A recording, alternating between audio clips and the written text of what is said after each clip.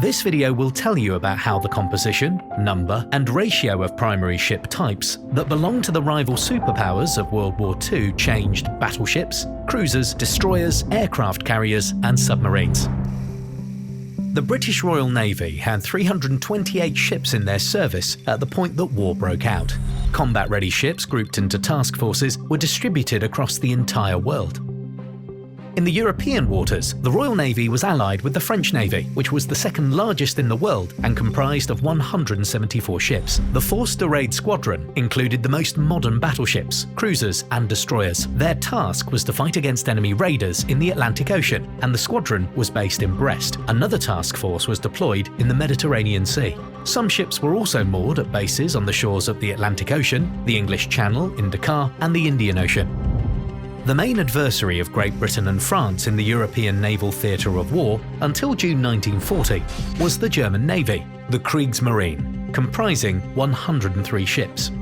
To grow the number of ships in service and enhance them, the shipbuilding industries of the countries that took part in the conflict had shifted to a prolonged workday by the start of the war and worked tirelessly to supply their countries' navies with new ships throughout the entire war. The balance of naval forces was also affected by the changing nature of ground warfare. In June 1940, France capitulated and its navy ceased all active combat. The same month, Italy joined the war with its navy, which was primarily based in the Mediterranean Sea and comprised 261 ships.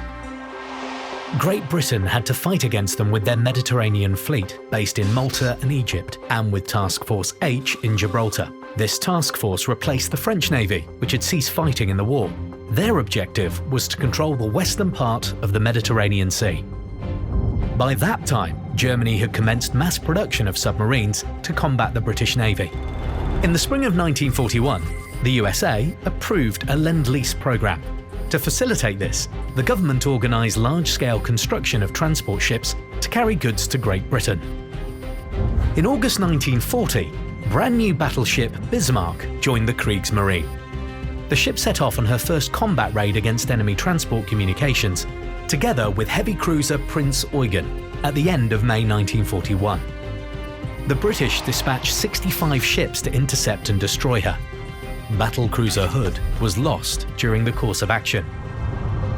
During the second half of 1940, and for the entirety of 1941, the Royal Navy single-handedly battled against the German and Italian navies across a vast area that stretched from Iceland to the Cape of Good Hope.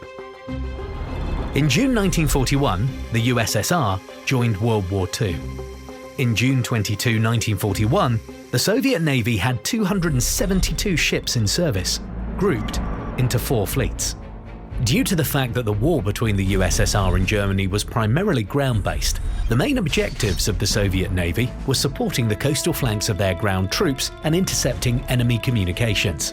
Soviet warships were also involved in protecting military cargo convoys crossing from Great Britain to the ports of Murmansk and Arkhangelsk, in close cooperation with the Allied navies.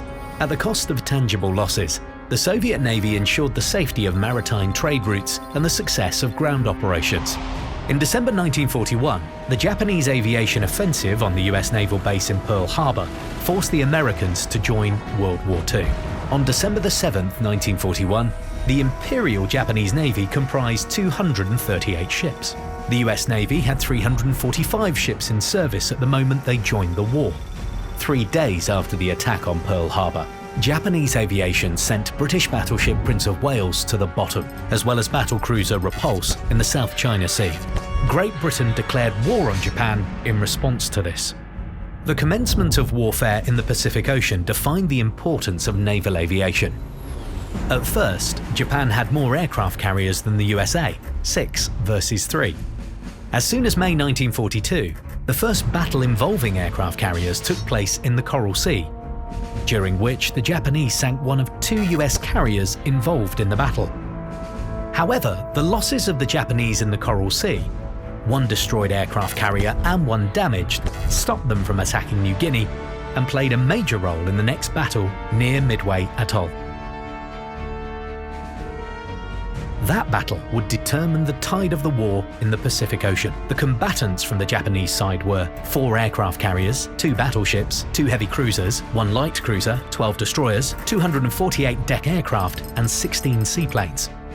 The US forces comprised 3 aircraft carriers, 7 heavy cruisers, 1 light cruiser, 15 destroyers, 16 submarines, 233 deck aircraft, and 127 ground-based airplanes. During the 3-day battle, the Imperial Japanese Navy lost all of their aircraft carriers, 248 airplanes, and a heavy cruiser. The Americans lost aircraft carrier Yorktown, 150 airplanes, and a destroyer. The year 1942 was marked in European waters by Allied naval activities focused on protecting convoys in the Northern Atlantic Ocean, including Arctic convoys, fighting along communication lines in the Mediterranean Sea, and landing troops in North Africa. Germany had increased their number of submarines over that period, which allowed them to attack Allied convoys in the Northern Atlantic Ocean successfully. In 1942, German submarines sank 1,245 ships, while just 84 submarines were lost. In 1943, the war at sea changed in favour of the Allies in the Atlantic and Pacific Oceans, the main naval theatres of World War II. Several key factors facilitated that. First of all, the colossal industrial machine of the US was mobilised for military needs and reached its full capacity, which provided a massive scale of production. Second, mass implementation and usage of state-of-the-art military and technical equipment in the Navy, such as radar and sonar. Finally, the Allies, and the US in particular, achieved absolute supremacy in the air, thus confirming naval aviation to be the main naval strike force. Until 1943, German High Command was sure that they were destroying Allied ships faster than the Allies were constructing them. That was true. During the initial stages of the Battle for the Atlantic, the efficiency of submarines was very high. A single submarine could destroy 4 ships on average during a single combat raid, and submarine construction rates were quite high in Germany. Germany had 57 submarines by September 1st, 1939, and 1,099 more submarines of various types came into active service for the Kriegsmarine during the war. On average, a new submarine entered service every 2 days. At the same time, the construction rates of new transports, primarily in the USA and Canada, had also increased. By 1943, an average of 3 ships were put afloat every day. Convoy protection had been also improved. Special escort and anti-submarine ships were mass-produced in Great Britain, the US and Canada.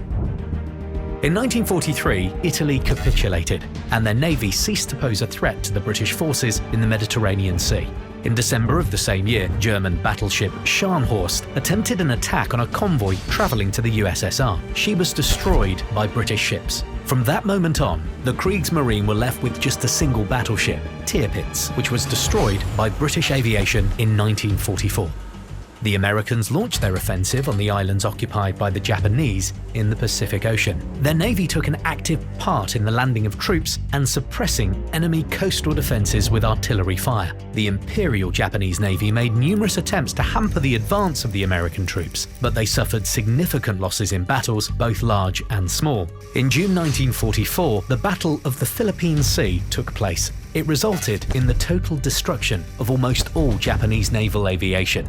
In October of the same year, the Japanese Navy suffered a devastating defeat in the largest naval battle of World War II, Leyte Gulf. The outcome of that dramatic battle, which lasted almost 4 days, was the destruction of all 4 Japanese aircraft carriers, 3 battleships, including Yamato's sister ship Musashi, 8 cruisers, and 12 destroyers. The USA lost 3 carriers and 3 escort ships. In a desperate attempt to withstand the assault of the US Navy, the Japanese employed the kamikaze tactic for the first time. The final large-scale battle, if it can be called that, between the Japanese and the US navies resulted in the sinking of Yamato in April of 1945. The battleship, escorted by a cruiser and 8 destroyers, was tasked with preventing the American forces from landing on Okinawa Island. The USA sent 11 aircraft carriers to destroy the battleship. 3 aviation groups, with a total number of 394 planes, participated in Yamato's destruction. By the spring of 1945, the German Navy had basically been destroyed. The majority of their primary surface ships had been sunk in battles, and the remaining, badly damaged ships were no longer useful in combat.